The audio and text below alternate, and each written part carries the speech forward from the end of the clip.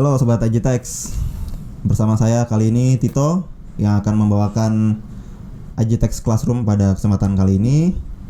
Jadi topik hari ini, kesempatan kali ini adalah terkait PPH Badan ya teman-teman Sobat Agitex sekalian. Nah, kita kedatangan narasumber yang luar biasa, yaitu Bapak Muhammad Wahyudi bersama saya kali ini. Jadi Pak Wahyudi ini adalah direktur di PT Agitex Ecoseri Indonesia. Sebelumnya beliau pernah bekerja di Direktorat Jenderal Pajak juga. Dan setelah itu beliau melanjutkan karirnya di perusahaan swasta bersama Agitex. Nah, kira-kira perkenalan awal dari saya terkait narasumber kita hari ini adalah seperti itu. Selanjutnya gimana Pak Wahyudi? Apa kabarnya Pak? Baik Pak Tito, selamat siang Pak Tito. Sekarang siang ya kita acaranya ya. Siang, Pak. Selamat siang juga buat teman-teman Sobat Agitex ya. Sobat Agitex. Dimanapun teman-teman berada semuanya. Terima kasih nih, saya berbahagia sekali nih bisa ikut dalam acara program pembelajaran ya. Agitex Classroom. Jadi ini kita buat bahan buat belajar buat Sobat Agitex semua. Terkait perpajakan tentunya ya. Baik, teman-teman. Jadi kali ini kita mau bahas tentang PPH Badan nih Pak Wahyudi. Iya, PPH Badan ya. Wah, itu nggak habis-habis tuh kalau ngomongin tentang PPH Badan tuh. Nah itu dia Pak. Ya. Nah, coba dikasih tahu sedikit nih Pak. Ya. Nggak sedikit juga sih, banyak sebenarnya yang perlu kita bahas tentang PPH Badan kali ini. Iya. Kira-kira sebagai pengantar buat Sobat Agitex, gimana nih Pak? PPH Badan tuh gimana sih Pak? PPH Badan ya. Jadi memang salah satu kewajiban dari wajib pajak itu kan kalau di Indonesia gitu ya, wajib pajak itu ada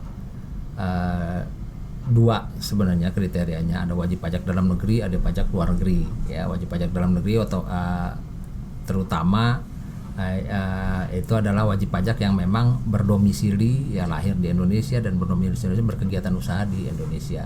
Kemudian ada juga wajib pajak luar negeri. Nah, dari wajib pajak dalam negeri dan luar negeri ini nanti ada wajib pajak orang pribadi ya, orang pribadi ini kayak kita lah. Dan juga ada wajib pajak badan. Nah, ini yang kita bahas adalah tentang wajib pajak badan nih. Subjeknya adalah badan usaha. Jenis pajaknya adalah pajak penghasilan. Jadi pajak PPH Badan itu pajak penghasilan yang dikenakan kepada subjek pajak badan yang bentuknya adalah badan usaha gitu ya. Jadi apa kriteria dari badan itu sendiri sebenarnya itu sudah dijelaskan sebenarnya di Undang-Undang Pajak Penghasilan ya, karena subjek pajak ini diatur di pajak penghasilan ya. Jadi di pengertian dari badan itu sendiri ya itu luas. Ya, badan itu intinya adalah sekumpulan orang atau sekumpulan modal. Jadi dia lebih dari satu orang tuh. Kalau satu orang bukan badan Pak? Kalau satu orang jadi orang pribadi namanya. Iya. Jadi kalau badan itu dia sekumpulan orang dan atau sekumpulan modal. Ya, ini merupakan satu kesatuan, dia melakukan usaha. Ya, jadi sekumpulan orang atau sekumpulan modal itu dia melakukan usaha. Nah, bentuknya bisa macam-macam. Bisa kalau persekutuan perdata ya. Jadi misalnya saya sama Mas Tito kita melakukan kerjasama dengan membentuk perjanjian perdata ya, bentuknya persekutuan perdata namanya gitu ya. Persekutuan perdata bisa nanti bentuknya ada firma, ada perseroan komanditer, CV gitu ya. Berarti ada legalitasnya. Ada legalitasnya betul ya gitu. Jadi sekumpulan orang itu bisa CV. Nah, kemudian juga bisa sekumpulan modal. Sekumpulan modal itu bentuknya PT, perusahaan. Jadi dia terbagi atas saham PT. Jadi badan itu ya bisa CV, bisa CV, bisa firma. Kemudian juga koperasi. Termasuk juga ada BUMN di situ. Koperasi ya, juga badan Pak. Koperasi juga termasuk badan. Yayasan, ya organisasi massa, ya itu termasuk pengertian dalam badan. Artinya apa? Dia sekumpulan orang atau sekumpulan modal dan melakukan satu kesatuan untuk melakukan usaha secara bersama-sama gitu ya. Jadi itu badan. Sekumpulan orang tuh Pak. Ya, sekumpulan orang atau sekumpulan modal. Nah kalau kan belum lama tuh ada PT perorangan tuh Pak. Ya. Ya, itu badan juga termasuknya atau bukan Pak? Nah, kalau PT perorangan itu saya belum tahu ya secara terdaftarnya di Kumham atau seperti apa tuh. Kalau perorangan membuat perusahaan itu ada tuh namanya perusahaan dagang. Tapi secara bentuk hukumnya, ini untuk PT perorangan. Itu bentuknya sih PT sih Pak, kalau di Kemenkumham keluar namanya segala macam. Namanya PT gitu ya. Jadi harusnya sih badan kalau juga misalnya ya? badan itu PT badan. Jadi Harusnya karena berarti apa? termasuk Karena badan usaha terbagi juga ya, ya, Pak? karena terbagi atas saham dia kan gitu. Oke Pak. Seperti itu. Nah, terus tadi udah ngomongin terkait subjek pajaknya ya Pak, berarti ya Pak. PPh badan tuh subjek pajaknya badan-badan usaha apa aja yang melakukan yang berkewajiban. Iya. Lalu kalau objek pajak badan tuh boleh dijelasin juga Pak gimana Pak? Oh, kalau Objek objeknya pajak badan. kalau kita bicara pajak penghasilan, objeknya itu penghasilan. Nanti apapun penghasilan itu kriterianya banyak ya. Penghasilan itu ada di pasal 4 Undang-Undang PPh. Itu jenis-jenis penghasilan itu diantaranya apa saja. Intinya apa? Dia yang penghasilan itu kan bisa untuk menambah kekayaan, buat untuk konsumsi ya, dan buat investasi gitu ya. Nah, kemudian semua yang menambah kekayaan neto itu dianggap sebagai penghasilan tuh oleh Undang-Undang PPh. Itu ada di pasal 4 Undang-Undang. Jadi penghasilan itu kalau di Undang-Undang PPh itu dia mengaturnya luas, Mas Tito. Ya, mengaturnya sangat luas. Sebagaimana juga nama jenis pajaknya adalah pajak penghasilan, maka objeknya adalah penghasilan. Ya, penghasilan itu apa? Dia tambahan kemampuan ekonomis, gitu ya. Nah, dia diterima atau diperoleh. Jadi akrual nih, diterima atau diperoleh oleh wajib pajak, baik yang berasal dari Indonesia maupun dari luar negeri. Jadi worldwide income dia. Nah, dipakainya untuk bisa konsumsi, untuk menambah kekayaan dengan nama dan dalam bentuk apapun. Kalau kita ngomongin badan usaha mungkin kayak lebih ke omsetnya, penjualannya ya Pak, itu penghasilan kan berarti kan? Semuanya, termasuk omsetnya, bukan hanya omset ya, nanti ada penghasilan lain-lain. Kalau dia menyewakan asetnya, dia menerima penghasilan asetnya juga. Oh, nggak hanya dari bisnisnya ya? Bukan hanya dari main bisnisnya. Betul. Intinya tadi ada apa yang menambah kemampuan ekonomis. Oh, gitu. Ya, intinya itu dari objek pajak penghasilannya itu aja tadi ya Pak. Tadi sempat ada yang kelewat juga Pak terkait waktu ngomongin subjek pajak. Kan ada yang dalam negeri, ada yang luar negeri Pak. Nah, kalau yang luar negeri tuh gimana tuh Pak? Kira-kira Pak ada pengenalannya gimana tuh Pak terkait subjek pajak luar negeri? Gitu. Jadi intinya subjek pajak tadi ya. Subjek pajak itu kan jenisnya kalau dibagi dari apa namanya wilayahnya ya, ada wajib pajak dalam negeri dan ada wajib pajak dalam negeri ya. Luar negeri. Luar negeri betul. Ada yang luar negeri, ada yang kemudian di kalau dalam Indonesia. dari jenisnya kan ada tadi ada orang pribadi, ada badan gitu ya. Oke. Nah, sekarang kalau misalnya subjek pajak dalam negeri itu ya tentunya dia yang memang bertempat kedudukan, didirikan di Indonesia gitu ya. Kemudian melakukan kegiatan usaha di Indonesia gitu ya. Nah, kemudian untuk wajib pajak luar negeri sendiri itu sebenarnya intinya dia bukan kalau kita bicaranya badan ya. Kalau badan berarti dia tidak didirikan di Indonesia, dia didirikannya di luar negeri. Bukan PT ya? Bukan PT, ya, dia bukan PT ya, karena dia didirikan di luar negeri. Istilahnya kemudian kan luar negeri kan misalnya apa? Istilahnya kan LTD. Iya, gitu, betul, bisa PT private limited, bisa LTD dan sebagainya ya. Jadi dia tidak didirikan di Indonesia, namun dia mendapat penghasilan dari Indonesia, seperti itu.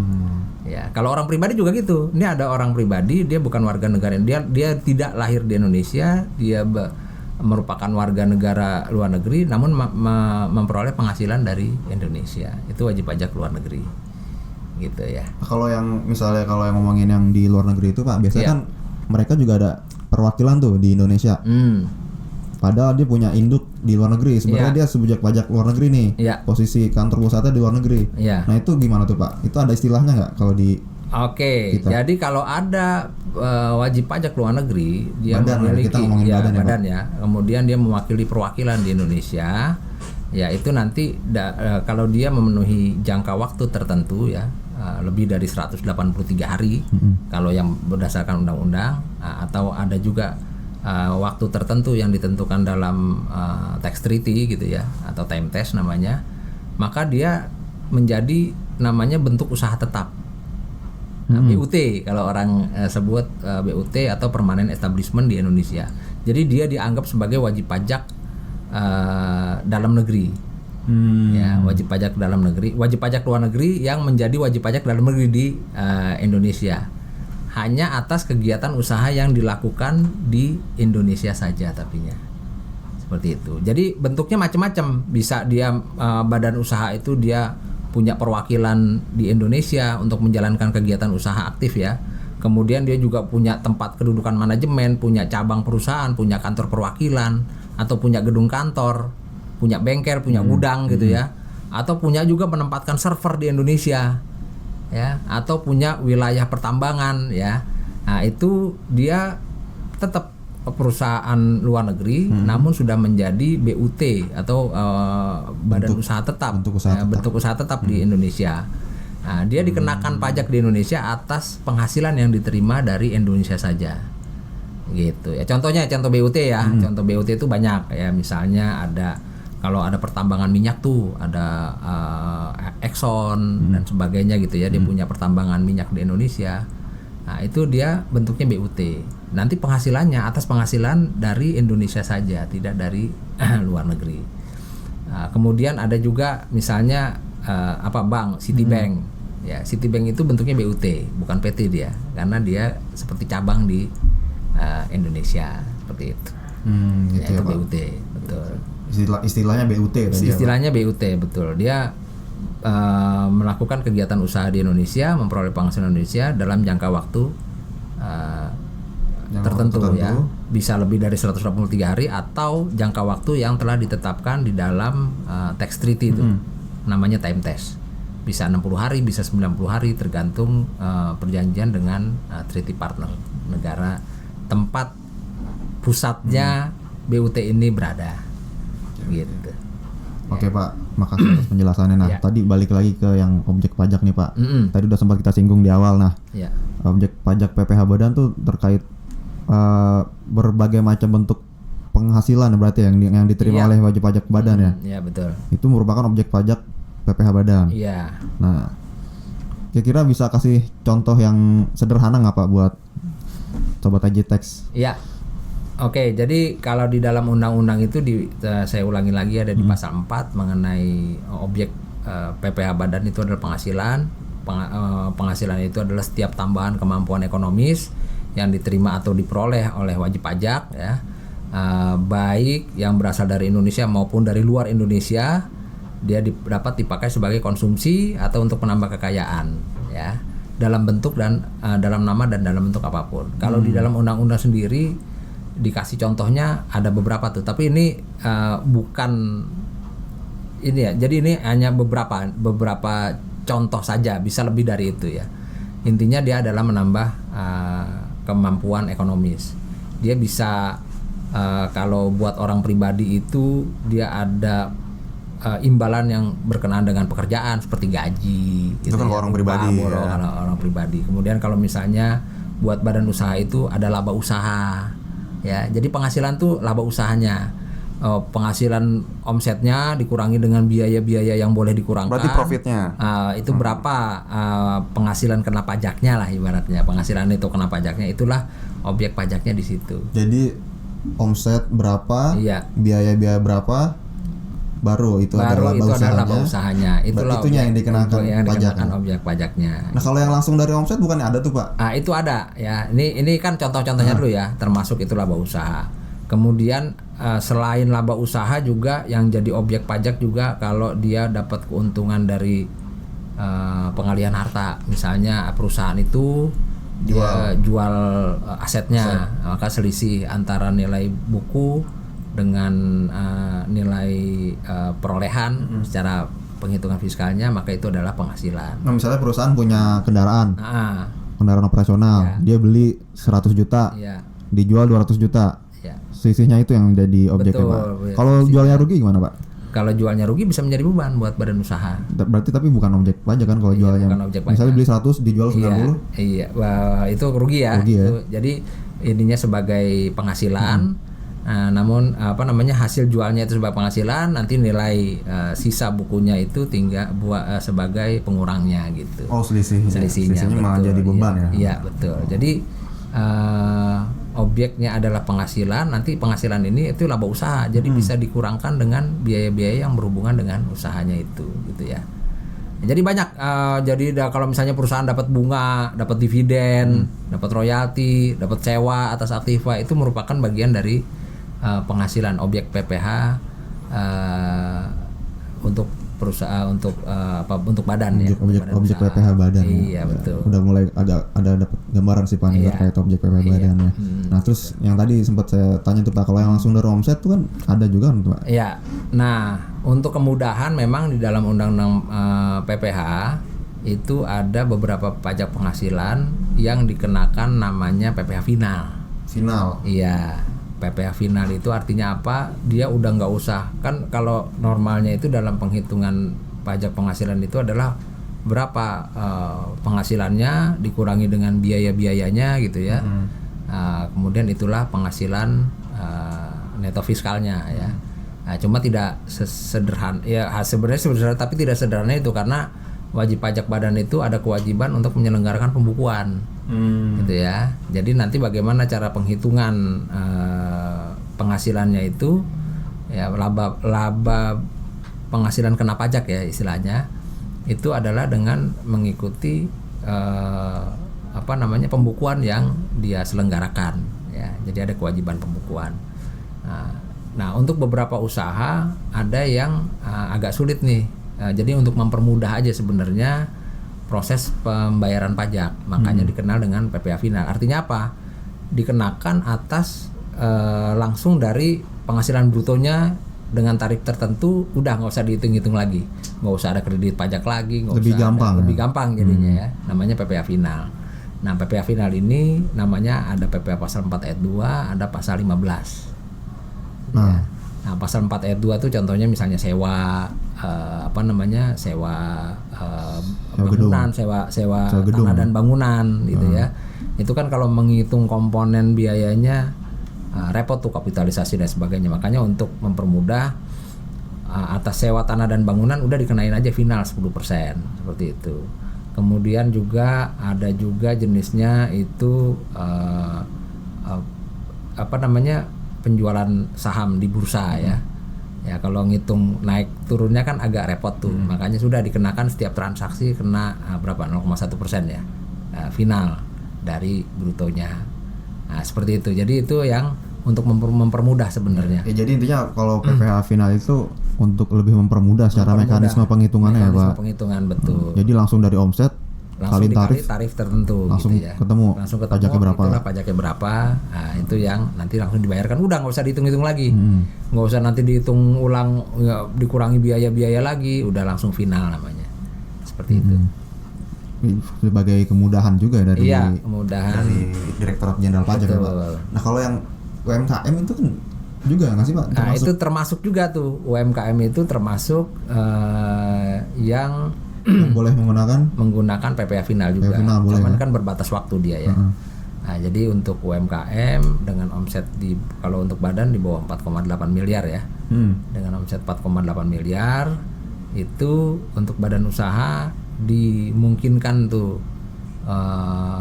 dia tetap menyelenggarakan pembukuan, namun pengenaan pajaknya itu dikenakan secara final ya. Syaratnya omsetnya maksimal 4,8 miliar dalam jangka waktu 1 tahun. 1 tahun. Ya, kalau belum mencapai 4,8 boleh berarti. Boleh, betul. Batasnya adalah 4,8 miliar. Dan untuk badan usaha jangka waktunya adalah 3 tahun. Setelah 3 tahun ya dia harus menggunakan penghitungan pajak secara normal ya. Nggak boleh pakai PPH final lagi. PPH final lagi seperti itu. Ya, itu UMKM ya setengah persen dengan tarifnya dari omset. Nah, itu kalau nggak salah kan juga ada masing-masing kan bentuk usaha, tergantung bentuk usaha beda-beda tuh Pak, jangka waktu boleh pakai PPH final kan Pak? Iya. Kalau misalnya PT berapa tahun boleh, koperasi berapa tahun? Betul. Untuk orang pribadi berapa tahun? Tapi dia berbatas waktu. Untuk PT itu 3 tahun, kalau untuk CV itu sama 4 tahun berapa? 4 tahun ya. 4 tahun. Nah, 4 tahun. Nah, itu boleh Mungkin boleh dijelasin juga sedikit nih Pak ke Sobat Agitex terkait fasilitas yang bisa diperoleh oleh wajib pajak yang masih masuk kategori UMKM ini seperti apa nih? Misalnya omsetnya udah mencapai berapa baru boleh pakai PPh final, atau setelah melebihi batas tarif tertentu batas omset tertentu udah nggak boleh. Nah ini gimana nih Pak? Kira-kira Pak? Ini terkait dengan PPh final UMKM ini sebenarnya diatur di dalam peraturan pemerintah nomor 55 tahun 2022 ya. Jadi untuk tadi ya, untuk yang omset tertentu itu di bawah 4,8 miliar wajib pajak badan itu dikenakan tarif 0,5% dari omset. Omset itu dari penghasilan bruto ya. Penjualan ya semuanya. Dalam kuota tertentu. Kalau untuk ya itu tadi benar, untuk PT 3 tahun, untuk selain PT itu adalah 4 tahun. Setelah 4 tahun dia harus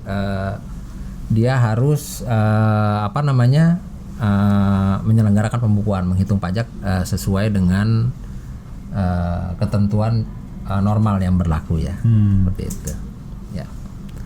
Tarifnya 20% apa berapa sih Pak sekarang Pak? 22% ya masih? 22% betul tarif untuk PPh badan normal ya. Tapi kalau UMKM tadi adalah 0,5%. Nah gini. Kemudian ada juga fasilitas juga buat badan usaha sebenarnya ya. Jadi kalau omsetnya sampai dengan tidak sampai 50 miliar ya. Belum sampai 50 miliar omsetnya. Kemudian untuk penghasilan kena pajak sampai dengan 4,8 miliar ya, itu bisa dapat diskon tuh 50% menggunakan tarifnya itu pasal 31E. Diskon 50% itu maksudnya gimana? Artinya dihitung dulu nanti formula untuk tidak mencapai kan belum sampai 50 miliar nih. Nanti atas penghasilan kena pajak sampai dengan 4,8 miliar ya, itu nanti tarifnya itu dapat potongan tuh 50% dari atas PKP yang 4,8 miliar gitu ya. Yang gitu ada batasnya sampai 4,8 ya. Porsi penghasilan kena pajak yang sampai dengan 4,8 miliar itu mendapat diskon 50% tuh dengan menggunakan tarif pasal 31E. Seperti itu.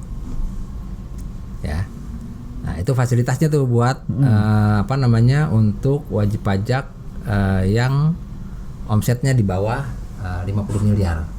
Nah, selebihnya kemudian ada juga diskon-diskon tambahan gitu ya. Yaitu seperti untuk wajib pajak badan yang go public ya, dengan kepemilikan saham tertentu dimiliki oleh publik.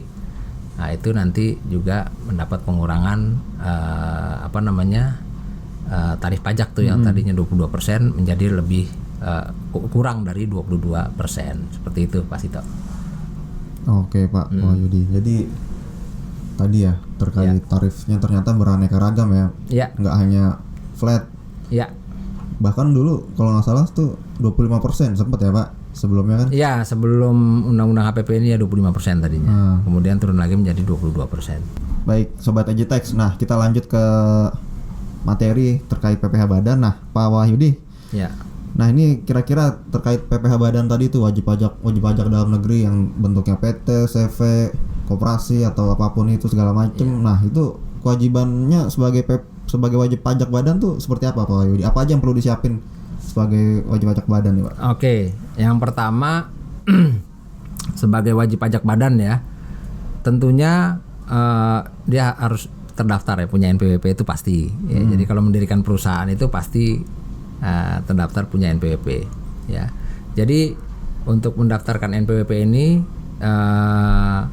sistem perpajakan di Indonesia adalah self assessment. Jadi dari mulai daftar, lapor, bayar itu sendiri tuh.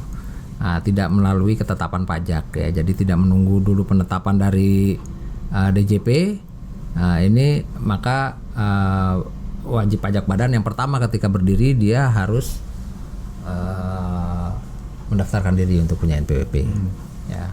Setelah dia mempunyai NPWP, maka kewajiban PPh badan itu adalah dia harus wajib menyelenggarakan pembukuan, Pak Tito. Pembukuan ya? Iya betul. Jadi bukan pencatatan ya, beda nih pembukuan dan pencatatan. Kalau pencatatan tuh dia hanya mencatat omsetnya doang, penghasilannya doang berapa. Tapi kalau badan dia harus menyelenggarakan pembukuan. Laporan keuangan ya. Betul, pembukuan itu nanti harus punya laporan keuangannya tuh kalau apa namanya untuk PPh badan, untuk wajib pajak badan, dia harus menyelenggarakan pembukuan ya. Pembukuan seperti apa? Pembukuannya itu nanti dia terdiri dari laporan harta dan laporan penghasilannya gitu ya.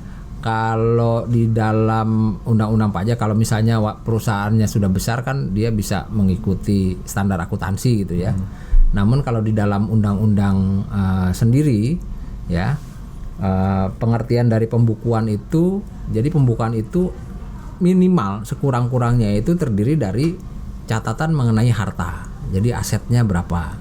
Ya, aset itu kan bisa piutang, bisa inventory atau persediaan, bisa aset tetap, tanah dan bangunan. Itu ada jadi catatan ada catatan harta, ada catatan kewajiban, ada modal, betul ya. Ada tadi harta, kewajiban, modal. Dan kemudian juga ada catatan mengenai penghasilan dan biaya. Gitu ya. Serta di dalam penghasilan dan biaya ini kan ada penjualan dan pembelian, jadi bisa dihitung tuh berapa pajaknya, gitu. Jadi tadi ya, ini sebenarnya apa yang dicantumkan di dalam undang-undang itu adalah bentuk laporan keuangan gitu ya. Dia ada harta, ada kewajiban, ada modal, itu adalah balance sheet lah ya kalau kita ini neraca. Kalau di pembukuan neraca gitu ya, itu harus ada tuh, ada harta, aset tetap ya. Aset lancar, aset tidak lancar, kemudian ada kewajiban ya, ada hutang usaha, hutang bukan usaha gitu kan. Kemudian ada catatan modal dan ada laba ditahan ya. Nah, gitu. Itu adalah neraca. Nah, kemudian ada bentuknya laporan keuangan, yaitu catatan mengenai penghasilan dan biaya tadi itu. Supaya apa? Supaya bisa dihitung nanti pajaknya berapa. Pajak penghasilannya yang terutama. Tahu pajaknya berapa itu dari yang betul, penghasilan dari laporan itu, keuangan itu tadi. Dari yang laba ruginya itu. Dari laba ruginya itu gitu ya. Dari pembukuannya itulah nanti bisa dihitung pajak penghasilannya berapa. Jadi itu tuh. Jadi yang pertama dia harus PNBP, yang kedua dia harus menyelenggarakan pembukuan. Kemudian setelah menyelenggarakan pembukuan, wajib pajak badan juga selain dia harus menghitung melaporkan pajaknya sendiri gitu dalam SPT tahunan PPh badan, itu tiap tahun tuh masih tahu nanti dihitung berapa penghasilannya setahun, biayanya setahun, pajaknya berapa setahun, yang sudah dibayar berapa, nanti dia melaporkan sendiri tuh melalui surat pemberitahuan tahunan SPT PPh badan. Nah, wajib pajak badan selain dia menghitung dan melaporkan pajaknya sendiri, dia juga ada kewajiban untuk melakukan pemotongan dan pemungutan pajak orang lain. Ya, kalau tapi jadi kayak melebar ke topik lain tuh Pak. Iya, jadi ini kan kewajibannya nih. Jadi ada SPT badan, kemudian dia juga wajib melakukan pemotongan pemungutan PPh ya orang lain nih, yang lawan transaksinya dia. Gitu. Dia juga kalau misalnya sudah memenuhi omset tertentu ya lebih dari 4,8, dia wajib menjadi pengusaha kena pajak. Nah, jadi itulah kewajibannya dari subjek PPh badan ya. Beberapa kewajiban. Betul. Sebenarnya masih banyak pajak badan. Sebenarnya banyak lagi sih kewajiban. Jadi intinya sih kalau wajib pajak badan itu dia harus bikin pembukuan, kemudian dia harus melaporkan dan menghitung, membayar dan melaporkan pajaknya sendiri secara self assessment gitu. Pembukuan berarti kalau pencatatan tadi Pak Yudi bilang boleh pembukuan, boleh pencatatan. Pencatatan itu buat orang pribadi dengan kriteria tertentu ya. Kalau badan usaha nggak boleh bikin pencatatan. Iya, dia wajib pembukuan. Walaupun nanti dikenakan UMKM final dan sebagainya, tetap wajib menyelenggarakan pembukuan kalau PPh badan. Misalkan badan baru buka berdiri, itu wajib bikin pembukuan. Jadi mulai berdiri wajib. Walaupun PPh-nya masih pakai yang final. Pembukuan tetap wajib dibuat gitu. Kalau kita nggak buat gimana tuh Pak? Jadi di dalam undang-undang KUP pertama sudah diwajibkan tuh untuk menyelenggarakan pembukuan. Kalau dia tidak menyelenggarakan pembukuan, Maka kalau misalnya DJP melakukan pemeriksaan itu ya dan wajib pajak tidak menyelenggarakan pembukuan sebagaimana diatur di dalam Undang-Undang KUP yaitu di pasal 28, maka DJP bisa nih melakukan penghitungan pajak secara jabatan. Kalau ternyata memang wajib pajak tidak menyelenggarakan pembukuan sehingga tidak bisa dihitung pajaknya berapa. Seperti itu ya. Jadi DJP bisa ya. Karena dasarnya pengisian SPT kan pembukuan. Nah, gimana bisa ngisi SPT kalau misalnya pembukuannya nggak dibuat seperti itu. Jadi kalau misalnya ternyata nggak dibuat pembukuannya, maka DJP punya kewenangan nih dia untuk menetapkan pajak si wajib pajak badan ini secara jabatan nantinya. Seperti itu Pak Tito. Jadi itu dasar wajib pajak badan lapor SPT itu tadi pembukuan. Pembukuan Pak. Betul. Walaupun dia baru berdiri, walaupun dia masih pakai Betul. tarif yang PPh final. PPh final, iya. Jadi wajib tetap menyelenggarakan pembukuan. Apapun bentuk badannya ya, mau PT, CV, firma, koperasi, yayasan dan sebagainya. Oh gitu ya Pak. Jadi tadi udah banyak banget yang kita bicarakan terkait materi PPh badan kali ini Pak. Nah kalau boleh saya ambil kesimpulan nih Pak, jadi ada 4 poin nih Pak kira-kira. Jadi Sobat Agitex, nah tadi kita udah dijelasin juga sama Pak Wahyudi gimana PPh badan itu apa aja. Nah jadi WP badan itu nih pengertiannya saya ulangin lagi adalah sekumpulan orang atau modal yang merupakan satu kesatuan yang menjalankan usaha secara bersama. Bentuknya bisa PT, CV, firma, yayasan, koperasi dan sebagainya. Nah, lalu juga tadi kita sempat bahas terkait bentuk usaha tetap. Itu adalah wajib pajak luar negeri yang melakukan kegiatan usaha di Indonesia dalam jangka waktu tertentu. Kemudian tadi ada objek apa saja yang menjadi objek PPh badan, yaitu adalah penghasilan setiap tambahan kemampuan ekonomis yang diterima atau diperoleh baik dari dalam maupun luar negeri dalam nama dan dalam bentuk apapun seperti laba usaha, penghasilan dari pengalihan aset, sewa aset, dividen, bunga, royalti dan sebagainya. Kemudian yang terakhir itu adalah terkait pengenaan PPh badan. Itu ada 2 mekanisme Sobat Agitex. Yang pertama itu penghasilan yang dikenakan dengan tarif normal, yaitu penghasilan yang dikurangi dengan biaya-biaya kemudian dikalikan dengan tarif sesuai undang-undang perpajakan, dan penghasilan yang langsung dikenakan tarif PPh final. Jadi 4 poin itu ya kira-kira Pak Wahyudi yang tadi udah kita bahas ya. Buat pengantar PPh badan itu. Nah gitu dia. Jadi Sobat Agitex, kita udah di penghujung program Agitex Classroom teman-teman. Jadi terima kasih sekali lagi Pak Wahyudi saya ucapkan atas materi yang luar biasa disampaikan pada hari ini. Ya. Baik Sobat Agitex, sudah selesai pembahasan kita untuk materi PPh badan hari ini ya. Jangan lupa di follow dan dipantau terus sosial media kami. Langsung bisa dicek di layar. Terima kasih Sobat Agitex. Agitex Tiplan, Spirit of Improvement.